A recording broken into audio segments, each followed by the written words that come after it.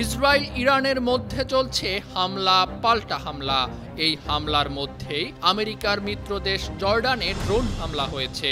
জর্ডানের সংবাদ মাধ্যম রয়া নিউজের এক প্রতিবেদনে এ তথ্য জানানো হয়েছে।